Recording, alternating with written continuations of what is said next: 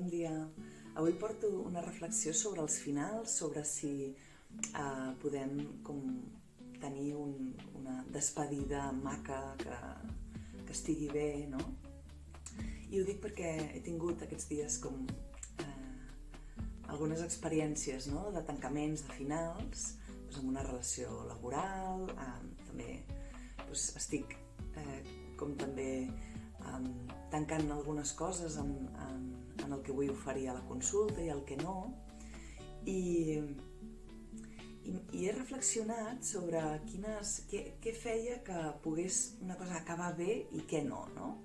Per exemple, en un cas, realment ja hi havia com tots uns senyals de que ja no era moment de seguir amb allò, no?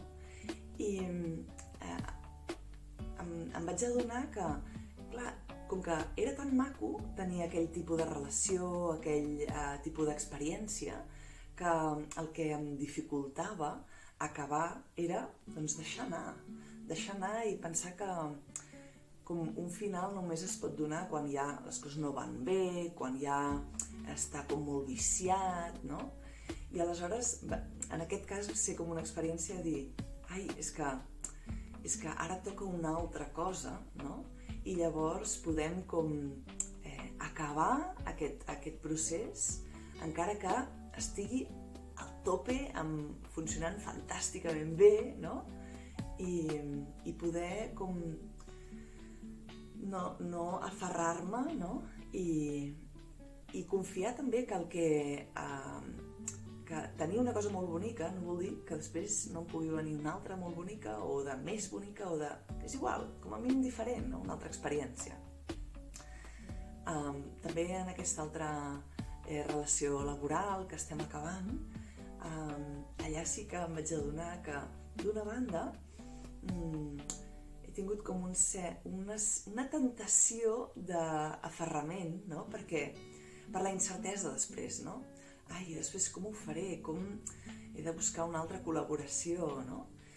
I clar, va ser també adonar-me que moltes vegades no volem acabar alguna cosa perquè és còmode estar on estem o perquè ens fa por el que pugui venir després, però que mantenir alguna cosa que ja no encaixa, que ja no... que ja no, en realitat ja no va bé, no? Encara que no sigui molt aparent o encara que no hagin sorgit grans problemes, això és el que en realitat acaba sent incòmode, però com que és algo conegut, doncs és fàcil anar-ho passant, no?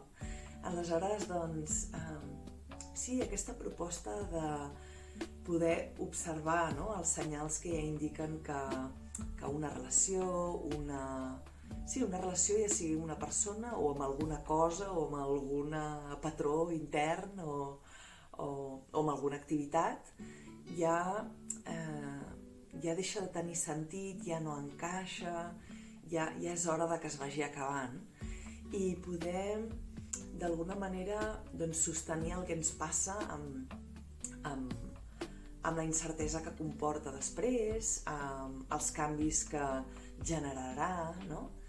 I poder-nos acompanyar en aquest procés de trànsit, no?, de tancar alguna cosa i obrir-nos al que pugui venir després, encara que no sapiguem què és. Espero que us serveixi aquesta reflexió, a veure si ho podeu portar en alguna experiència pròpia i que pugui ser inspirador.